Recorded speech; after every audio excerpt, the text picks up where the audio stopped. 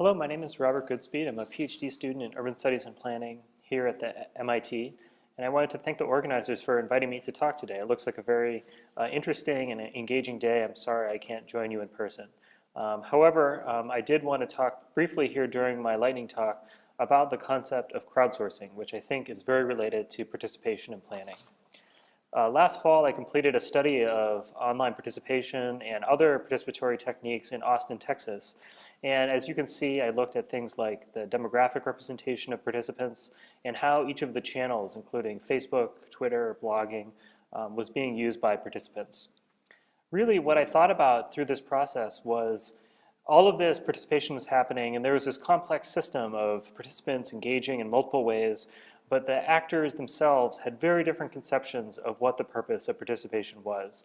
For example, some of the more organizing-minded folks wanted to actually shift policy. The planners just wanted to get some input for their plan. And I think this brings us to three kind of regular conceptions or approaches to participation in planning. And these are going to be familiar to all of us, but are useful in framing what the possibilities or alternatives could be.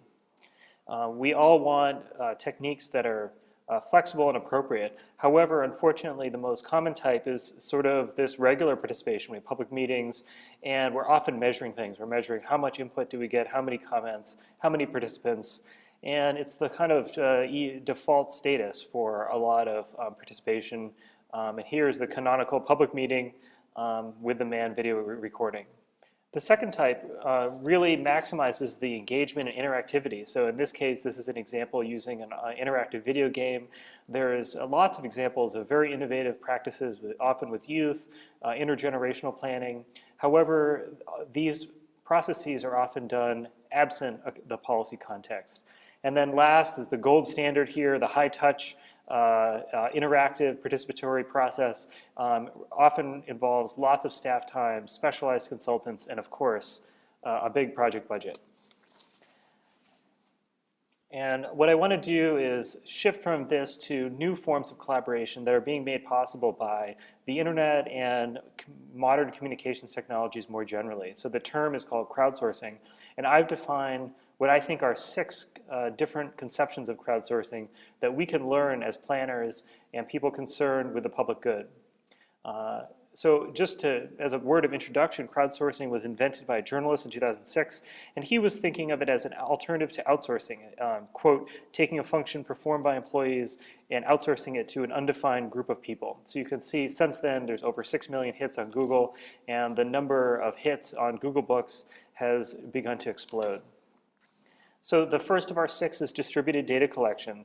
This is the practice of using citizens to collect information. It's been done widely for emergency response here, the Ushahidi or CrowdMap tool being used in Haiti. And then on the left is a project that I was involved in about vacant property in Washington, D.C. The next Professor Sanchez is very familiar with. This is the next stop design. So saying, look, a lot of participation is about coming up with innovative design solutions. Why don't we use the web to collect these solutions and get people to vote and comment on them? And in this case, it was a bus stop, but you could imagine lots of other designs could be done. The third conception is one of collective intelligence. So these theorists say, look, we're all very limited in our own way. We're little bees, but if we work together cooperatively, we could build a beautiful hive. And so the Future Melbourne project was creating a wiki to aggregate ideas for a plan for Melbourne, Australia. And then the kind of most provocative one is, this is Tim O'Reilly from O'Reilly Media Publishing Company, and he gave a speech called Government as a Platform for Greatness. And the example here is, just like YouTube is a platform for your videos, the government shouldn't plow the streets, it should actually provide snowblowers that we can rent and check out and share in order to clear the streets. And so you may be thinking immediately that these models are leave something lacking, so to speak. And I think at their worst, they're kind of a libertarian pipe dream. So what I'm interested in is more nuanced, rich models that show how we can connect these new practices to institutions like government.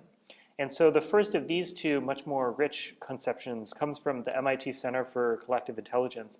These people analyzed 3 different collaborative projects, and they concluded that these projects succeeded because they combined multiple approaches in innovative ways. And then finally, the open innovation movement is companies that are convinced that we can use technology to both improve the flow of information within our organizations or corporations from the bottom level all the way up to the mayor or the CEO, and that we can do this in a way that's transparent to citizens. This is a project in Texas.